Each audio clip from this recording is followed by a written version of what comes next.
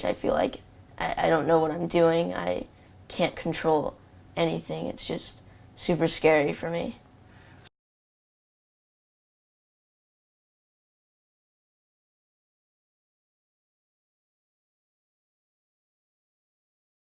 If you don't have your steroids in your system in the time of need, things can start shutting down in 30 minutes or less, and that'll be your heart, your lungs, your liver, your whole body just shuts down.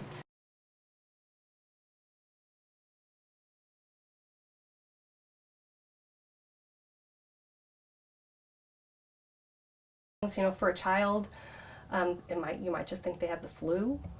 When they're really super sick, they might be having an adrenal crisis, but to someone who doesn't know, it just looks like they're having the flu.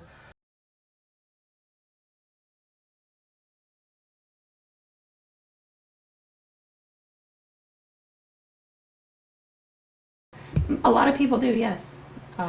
They think I should be on medication. I've either got to be full of crap or exaggerating or lazy. Lazy is a huge one.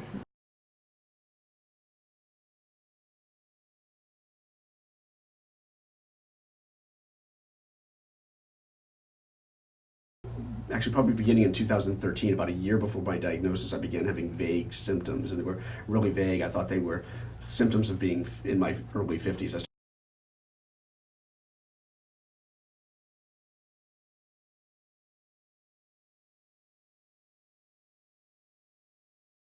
Primary adrenal insufficiency is due to a problem with the adrenal glands themselves. So usually there's an injury or a defect within the adrenal gland production of cortisol and aldosterone.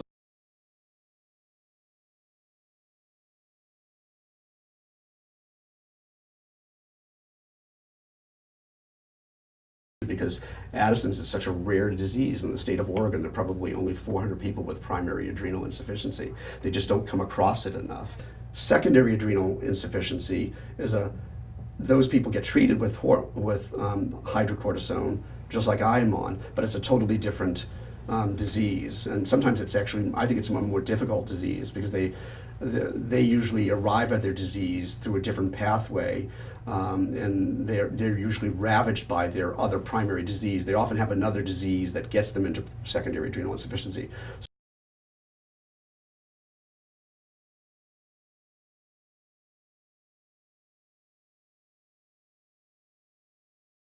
There's over 60 conditions that can cause someone to become adrenal insufficient.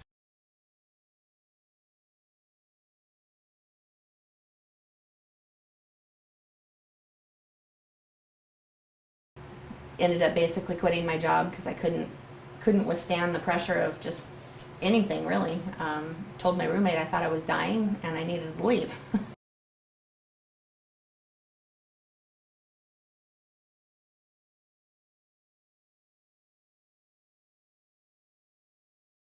So without the cortisol, people can have heart attacks, strokes, coma, death.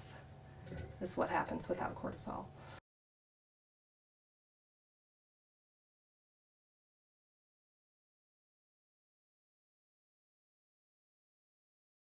There's lots of stomach problems and lots of anxiety, which is not good. He was in first grade and he lost a lot of weight. The amount of weight that he lost was stunning. In just like 2 months, he went from like 42 pounds to 29 pounds. And as a first grader, that's skin and bones.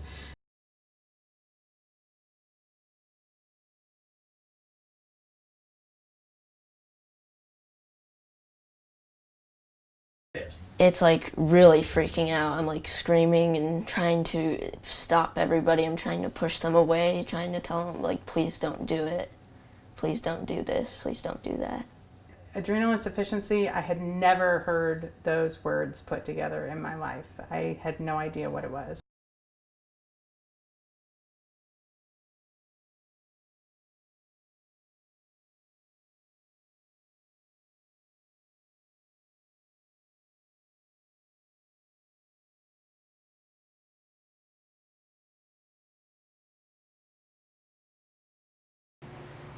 it's a disease that it's never going to go away.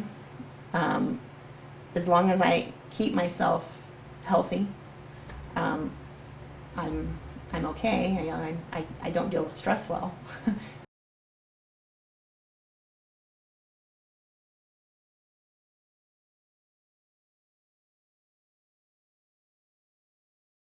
I think there's a difference, though, between some people like me who have primary adrenal insufficiency and are quite active and functioning, and some of the other folks who have secondary adrenal insufficiency, because they're ravaged first by their primary disease that gave them secondary adrenal insufficiency, and then they're also dealing with their secondary adrenal insufficiency.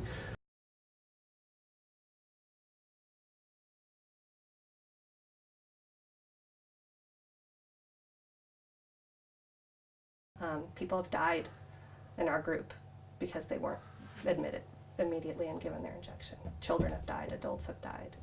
A $10 shot is the difference between life and death. And in the United States, someone shouldn't die because of a $10 shot. You either take with a grain of salt, or you sit in bed and cry all day. So, instead of calling people crazy and not listening, we need more people to really understand that there is something going on. And